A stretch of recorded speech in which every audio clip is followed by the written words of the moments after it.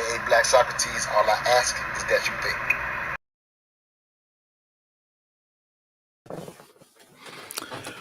What's up, everybody? It's your boy Montoya Smith, aka Black Socrates, and welcome to episode 6 of Just My 3 Cents. I'm glad to keep rocking with y'all every Wednesday night for the Just My 3 Cents podcast, a live interactive podcast where you rock with me. If you are new to seeing me on this video, it's because I've spent 6 years doing blog talk radio, mental dialogue talk shows you see behind me. But thanks to one institution, I now bring you a 30-minute rapid fire podcast where you can interact with me. You should see the links where you can jump on with me as we discuss race, sex, and culture. I definitely have a topic that, in a sense, that I've been promoting, but just so you know, when I jump off into this topic, you can come on and give me your 3 cents, as I like to say, for our truth seekers that watch it, listen to us every Saturday morning. And so just wanted the truth seekers to come from Saturday and start joining us live on this video where you can join. So you can hit the link, come on, and we can talk about the issue that I bring to the table each Wednesday, or you can bring entirely different. It could be something current, anything that you want to discuss. Again, I do go by the name of Black Socrates, so I love to philosophize on different issues of race, sex, and culture. Without further ado, then we're going to jump right into this evening's discussion on should wealthy Black Americans do more for the Black community? Should wealthy African Americans do more for the Black community? That was just, the discussion question. And so what I typically like to do on Saturdays is I like to play cuts, if you will. So I want to show some cuts to kind of kick us off, get a perspective. This is actually sparked, just to give you some backdrop. This past Saturday show on the Mental Dialogue Talk Show was Are Some of Us Too Black? And I played the same cut on that show. And just based on the feedback I got with my special guest at the time, I said, you know what? I think I hit a touch point with this concept of, in a sense, what's the expectations for those who have, in a sense, made it in their obligation to the community. And so I played this cut and I realized, I said, you know what? I want to go deeper. And if you are a first-time listener or viewer of what we do, we like to do nuanced conversations, hard conversations on race, sex, and culture. And, again, this is what we're doing on the Just My 3 Cent podcast, but the ultimate idea is to make it make sense. 30 minutes, rapid fire. So I'm going to go ahead and play this cut, give y'all my thoughts. Hopefully some of y'all will hit the link and jump on and give me your thoughts.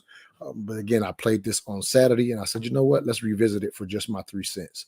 And so this is a cut just to set it up for Saigon, rapper, interviewed on Vlad TV, and it was a particular cut that we played on the show. So I'm gonna play it here and give y'all my same thoughts from Saturday, and hopefully y'all will jump on and tell me what y'all think. But let me share my screen here and let y'all hear this cut.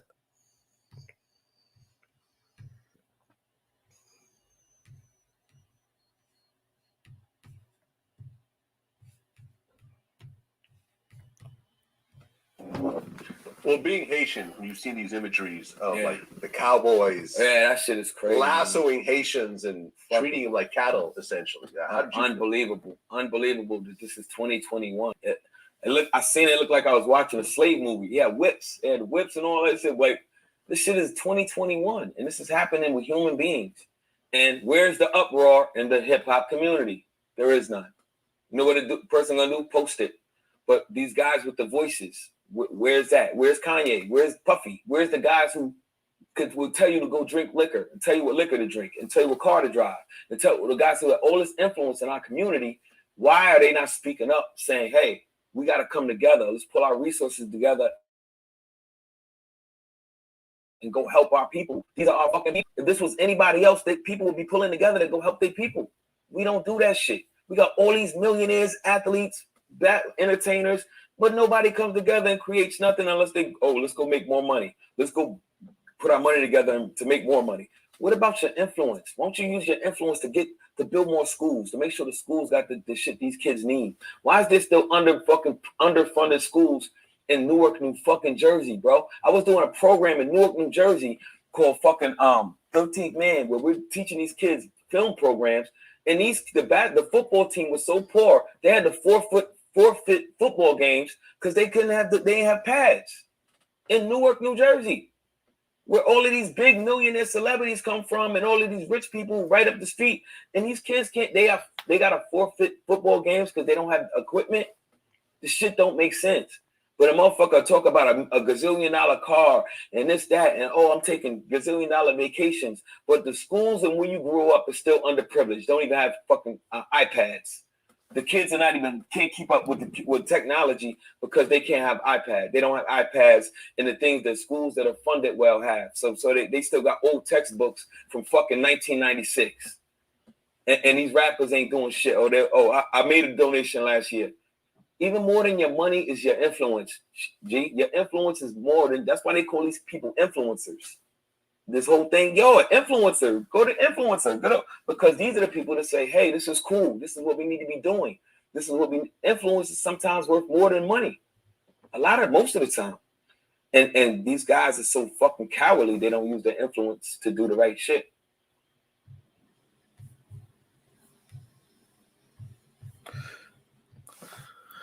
So, as I said on the show on Saturday, I said when I was a young man in my early 20s, I would have listened to that cut and I would have agreed with it 100%. I would have felt just like Saigon. I don't know how old he is, but I would have felt the exact same way. And I used to say the exact same things.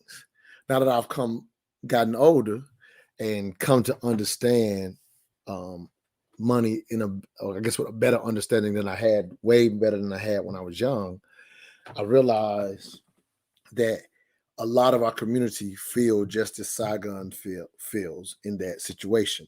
He says, how can you, in a sense, what I thought, this is what popped in my head when I watched it, when he says, where are they at? Where's the influence when the schools in your neighborhood or in your own neighborhood that you, in a sense, came from is still lacking?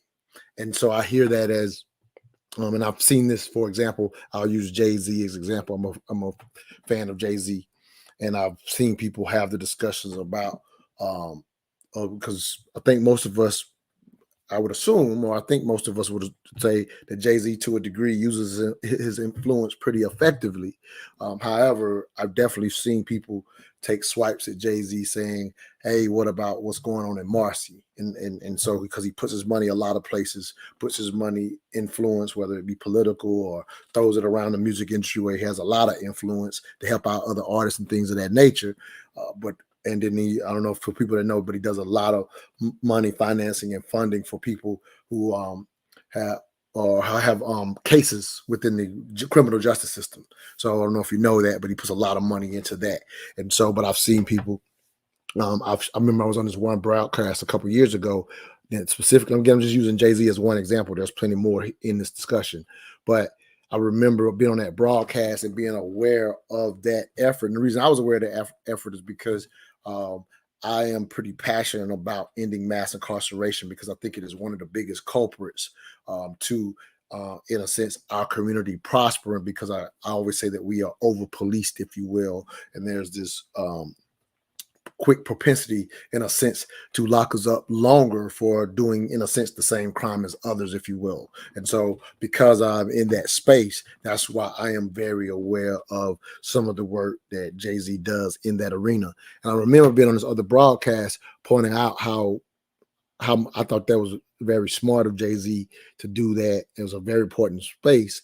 And the person that was on my broadcast was saying, but the stuff in Marcy, where he's from, he's done nothing particularly there. And I was like, well, how do you get to decide what he should be doing? And why are you so judgmental, considering that he does all these other things? And his bottom line was, he ain't helped where he's from, so I have the right to judge him. And so therefore he had a very negative opinion of Jay-Z. And even though I pointed out all these other things, he was like, no, doesn't matter to me. He hasn't helped where he's from. And the reality is, a lot of our people from our community, when they have an opportunity to, in a sense, get wealthy or make it, there's this concept of survival guilt that definitely hits particularly Black people, Black men and Black women, in a sense. And so what I want to discuss, and when the question is, should they do more? There is a concept within our community that even when you make it, you have survival guilt in the sense that you've been the one to make it and others have not. And so that's how it feels when you, in a sense, have been the one to make it, if you will. You feel that way once you've made it. Well, the reality is for those who haven't and were friends with you or helped you along the way or played a role, whether it's, help with your education, whether it's help train you, if you got out as an athlete or help train you, whatever you have, whatever that they in the way that they help, they also, generally speaking, have a sense of, yeah, you should look out because I helped you make it, if you will. And so it's a two-way street where the expectation is there. And so the dialogue that I'm challenging the community to understand is that obligation is completely unfair. That obligation is completely unfair, and other communities have the luxury of not even being concerned with that. And that's not to say that people in other communities don't give back. There's plenty of philanthropic people in all cultures, and plenty of people who have that give back, or like we do with the community club. It's not even about necessarily the resources. It's a matter of us using one another to look out for one another, and it's kind of a bartering type thing. So it's almost like no matter what level you're on, you can absolutely help people, even if you don't necessarily have a lot of resources.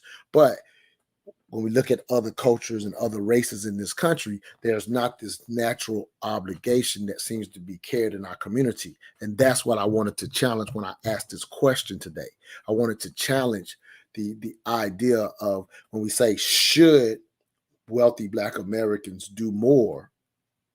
If your answer is yes, I challenge the psychology of that to say that you're thinking wrong, because at the end of the day,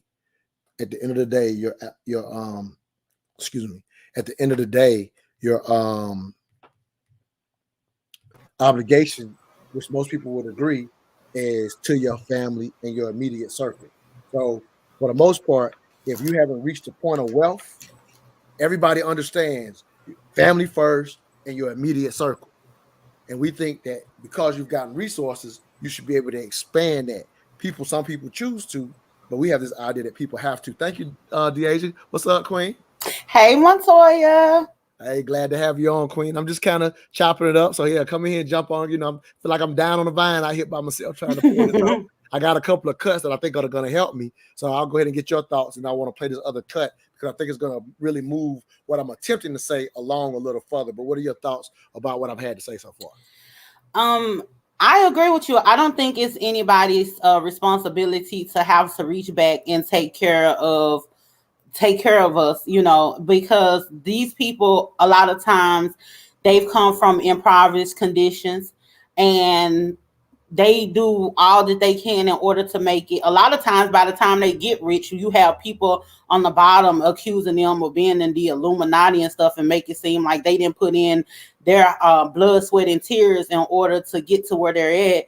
So once they get to where they're at or whatever, you got to keep in mind that they still have their family depending on them. Like now, everybody in their actual family is dependent on them, and it's not their responsibility to even take care of their family outside of their immediate family, to be perfectly honest with you. And it's not their responsibility to take care of their extended family, which will be us. And I think that's a real tough obligation to put on someone. And I don't see other races doing it, putting that same amount of pressure on people who are successful. Like, did nobody reach back and try and get Honey Boo Boo about the trailer? You know what I'm saying? So they let Honey Boo Boo and them stay right on in their trailer, baby. And to be honest with you, they don't even be wanting to be associated with it. They consider it to be, trash. And I don't want to go that far with it, but they really, when they get to where they're going, they pretty much, they disassociate themselves from their humble beginnings. Let's talk about that. Yeah, let's talk about that real quick, and I'm gonna play this cut. Okay. I love that you're pointing it out, because let's be honest. Like you said, I love the Honey Boo Boo example. That's the kind of the reality of what, in a sense, people that, in a sense, have resources, the majority typically move away from issues. They don't spend their time with their resources fixing up their neighborhoods. But we have a concept that that's what people could and should and would do. And I've been guilty of this before as well. And I say this to say, I want to be real clear here. Like, I still am a fan conceptually of us, quote unquote, gentrifying our own neighborhoods, meaning those with resources. Since there are others, right, who will come into some of our neighborhoods where we always talk about our people get displaced, and there are others who will come. I would like to see those with means, if they choose to, and if it's to their advantage, I like to be clear that they can maybe buy some of that property and do as well, so in other words, so we buy it ourselves. So in a sense, I would like to see that happen from time to time, but it's not an obligation I'm putting on anyone. Or even when I've thrown that out there, I've had some people push back and say, well, what good is it if they buy it up and then become a landlord in the same way? Basically, they price the community out. What people miss on that is, like when neighborhoods get ran down, for example, and they start getting gentrified, the unfortunate reality is the property's so cheap, people buy it up, but they're buying it up to get a return. And the return is that I can now charge this, even though this property was run down, but because it's a prime location, I can now charge this amount. So we want our people to come back and buy it, but not charge market value. Right. You think so? We really because of our sense of lack, we think there's something wrong with them charging market value, not understanding that's what made it worth it to buy in the first place. Exactly. Is to actually be able to charge market value. So there are a lot of people that says, well, I don't know a lot about investing, so they just move away and never come back. And I'm just kind of walking through the dialogue of how unfair it is to expect those who have it in our community to play under different rules when it comes to their money in order to have enough for their own family and their own legacy while extending it out to help others. Because here's the reality. If you get wealthy enough to where you are able to employ someone, let's say you employ 10 families. Your legacy is already well and above and beyond your own legacy of what you keep for yourself to give to your children, hopefully some to your grandchildren. But you've affected 10 other families and their livelihoods on the earth today. But we don't look at our people employing others, which is, I'm a solo entrepreneur, and there's a whole bunch, there's too many of them in our community. But for those who are able to employ people, we don't even look at just employing people as a life-changing, generational changing factor for someone, even if the employment was temporary, long-term, or a stepping stone for somebody to get a better job. All of that applies to helping your community. If you say, I have a business, and you scale it up to where you can employ others, you can't say nothing to those people if they end up becoming wealthy and keep employing people. Their legacy is already above and beyond their family. Your thoughts, Queen? That's absolutely true. And it's unfortunate that a lot of us, we really don't see it that way. I think it has a lot to do with the post-traumatic slave syndrome, because what actually happens is a lot of us feel like just the world just owes us something. Whether it comes from the others, like if it comes from, the government, or if it comes from our own people, like we're under the impression that, the world owes us something. And when you even present the case of like employment, like even if you were to tell someone, this person over here has this business, this black person has this business and they're hiring, right? You tell a black person that and they automatically feel like, well, I shouldn't even have to work for you, because if I work for you, that's the same difference of me having to work for them. And they really feel like you just should hand off your money to them. Like they shouldn't be doing anything for it. Like it's the reciprocity that goes out the window. It's like you want something for nothing, and it just don't work like that. And that's the reason why. Let me throw this out just on that one note. I want specifically on what you said. Here's the other thing. Quite often, and I've seen this, I definitely know Black-owned business owners who try their best to offer a fair value in the employment space as far as what they pay or whatever. But a lot of times, people will judge them and say, well, that's not a living wage, counts on what the employment might be, right? So, certain things, some certain tasks or whatever. And so they'll say, that's not a living wage, or they'll say they're not helping their people. But again, in order for them to maintain business, because here's the reality, 20% of business owners stay 10 years or longer. So the other 80% don't make it 10 years. But in making it, if you get in a situation sometime where you're where you're paying way over market value, you can't maintain your business. But when you're coming and say, well, I ain't working for that, I'm just throwing out that's again leeway we don't give business owners, in the sense of we say we need to go into business, but we don't allow our business owners to scale and properly be in business without critique. Or they're over here doing something, or they do something good and they help the school out with book bags this day, but we find out they voted for the wrong politician within the town, and now we throw them completely under the bus. And they got a whole, and because I've seen plenty of black-owned business do this, they pick a nonprofit, or they have a nonprofit where they're constantly giving back within their capacity, but they just do one thing wrong publicly, and now our culture is throwing them under the bus as if all their other work is just out the door. That's why this is worth a dialogue, to get into our own mindset of how we see the wealthy. Sorry to cut you off, Queen. Go ahead and get your thought out, and I'm going to play another cut. For anybody watching, you can jump on just like DeAsia. Just hit the link, and we'll let you on this discussion as well. Go ahead, Queen. And what a lot of people have to understand, too, is just because you see someone and they have more money than you do, that doesn't mean that they have that much disposable income. Because here's the thing, when you make more money, your bills are higher. Like a lot of these people, they might be struggling, they might be mismanaging their money and everything. It just looks better. It looks better for you to be struggling in a Range Rover versus you struggling in a Dodge Neon. You get what I'm saying? But at the end of the day, a lot of them are living paycheck to paycheck too. It's just that their bills are higher. They don't have all of that disposable income like that. And then Juvenile had said something really important on one of his songs, A Million One Things. He said he got people coming and ask him for shit every day. I got kids to feed. I got bills to pay. If I give you everything, baby, I'm gonna be broke. He was like, if I give you everything, I'm gonna be broke. Prime example. Look at what happened to Hammer.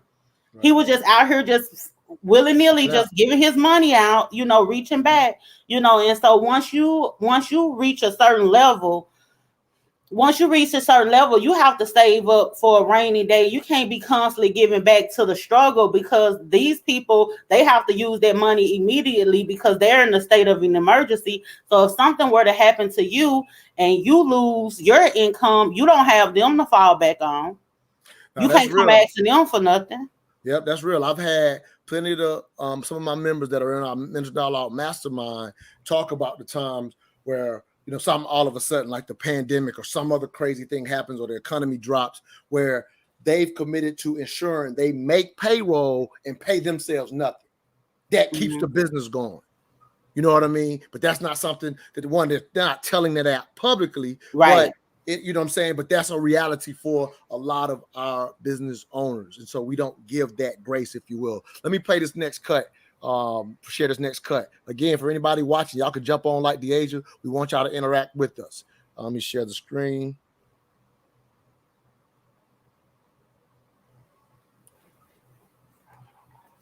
And for all y'all, the only reason I know how to do this is because of DeAsia. She taught me how to share the screen and all this stuff. Thank you, Queen. You're welcome.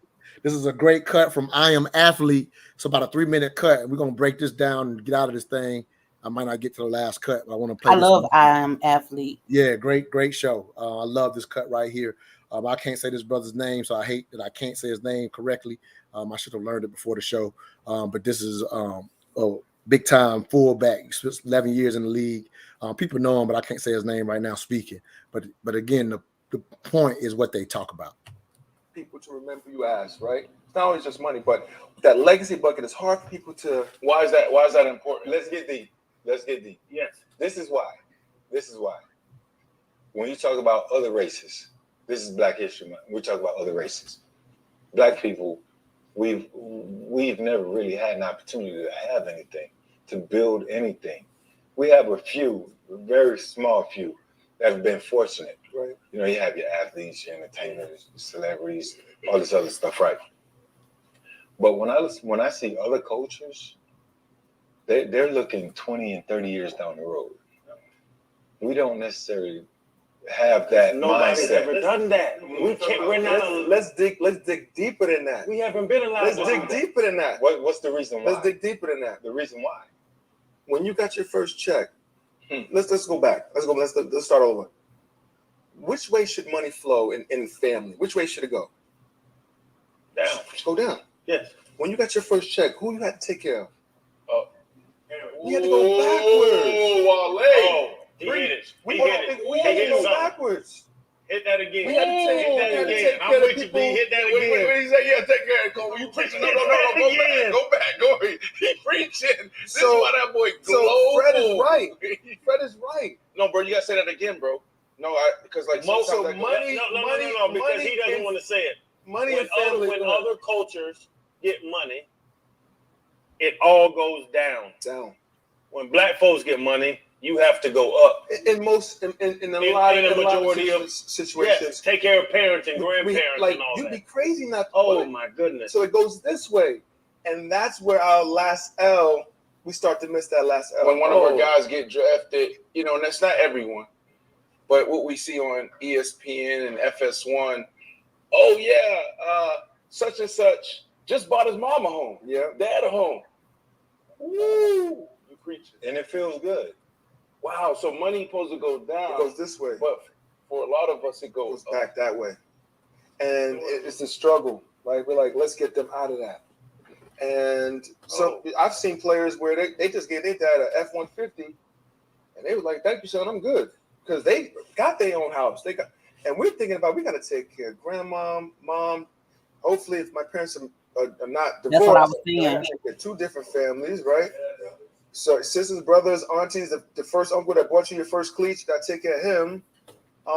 So that last L of legacy, we not thinking about that. Our legacy is our people, our family, grandma, mom, and dad. So that's where we've got to get to a place where the conversation needs to be had. Like, listen, thank you for bringing me into this world. Thank you for giving me that $1 when I needed, those cookies at the grocery store in New York. But we got to be okay with Thanksgiving together. We got to be okay with birthday parties together. We can't be buying houses for every single body and buying cars for everybody. So what?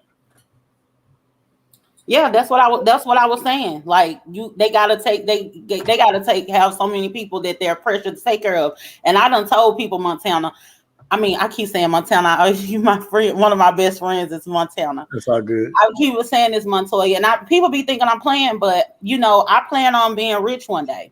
Don't be expecting me to be at the school drives. Don't be tagging me in none about backpacks, bikes, turkeys, or nothing like that, because these are your kids that you should have been planning for. I'm not responsible for your family. Now, if I want to give back, then I will, but I'm not obligated to give anybody anything, because I don't feel like anybody is obligated to give me anything. If they do it out the kindness of their heart, cool. I don't feel like I owe my family, and I don't feel like I won't be pressured to feel like I will owe my extended family anything. I have a giving heart, so I'm gonna do for people regardless, and I do for people now, but nobody is gonna make me feel obligated like I have to.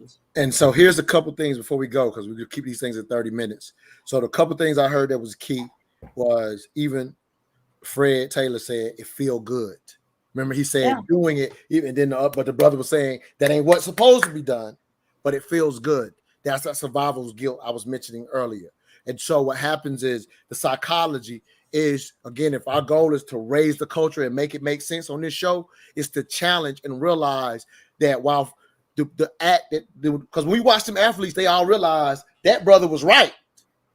But Fred is saying it feels good because the psychology is that moves us to do that versus the money go down. If there is going to be an obligation, it should be for the money to go down. That's the mindset that we have to be willing to adopt, because going up is, like you said, those immediate family members, or when we make it, that's what we look to do. And then the community at broad is actually the money going sideways.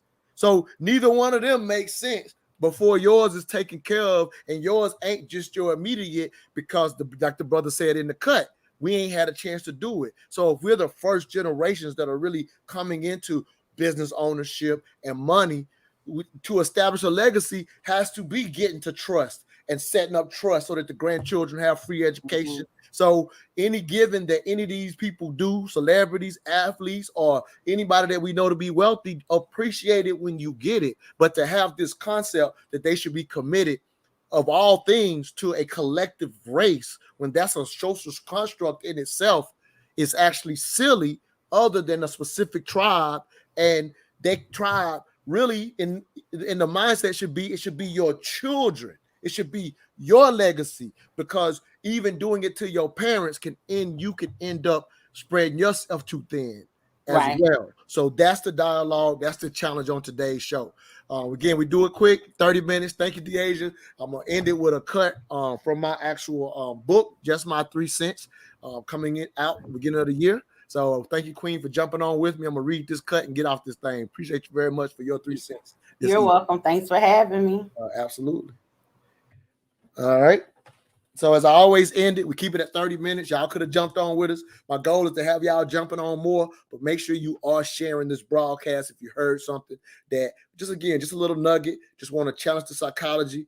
That's what we do on this show, challenge the way that we think. Again, just attempting to raise the culture. This is not a cut, but an excerpt from my upcoming book called Just My 3 Cents. Cut is called Black Socrates Speaks, America home, sweet home. As long as mine are good, I'm straight. American rugged individualism. What if previous generations of African Americans adopted American rugged individualism? We'd probably still be experiencing the same tragedies, segregation, lynching, etc. we've tried to forget for the last 50 to 100 years. The Black Lives Matter movement started after the tragedy to Trayvon Martin, but it was truly born out of our failure to remind ourselves of the sacrifice of our ancestors, like the Freedom Riders, for example. The new generation has been forced into action because far too long our inaction has taught them this idea that their lives don't matter. Even as a member of the first fatherless generation, we tend to look at young people today and say they don't care about anything. However, the truth is they can look at us and say, since you didn't show us a better way, we've got this. Dave Chappelle said it best in his 846 stand-up commentary about George Floyd when he said, "You kids are excellent drivers. I'm comfortable in the back seat of the car, so carry on, young ones." What we fail to realize is that it is again our failures as the older generation to connect to the young ones, to connect the young ones to the sacrifices of our ancestors in this country, which in turn widens the generation gap. It has become cliche to say, if you don't know where you come from, you don't know where you're going. As African Americans, how silly is it for us to disregard Brother Malcolm X's advice and leave it up to the school system to teach our Black children who they are and who they were? That obligation should not fall only on the parents, but also the entire community to make sure our young ones know their ancestors came from something other than enslavement. Think about this. How come we don't own anything in a country that was literally built on our backs?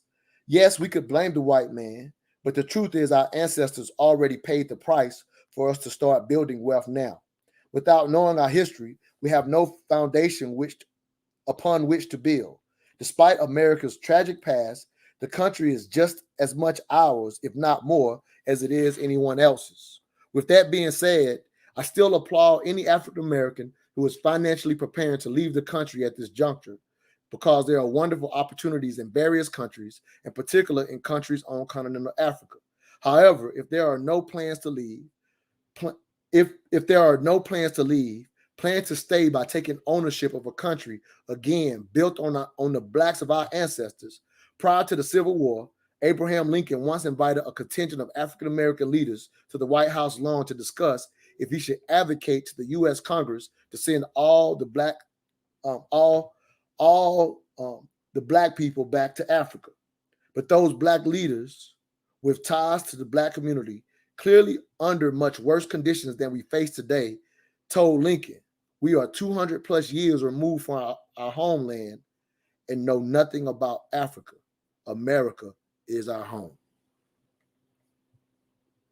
That's all I got. See y'all next Wednesday, 8 p.m. Eastern Standard Time. The Just My 3 Cents podcast.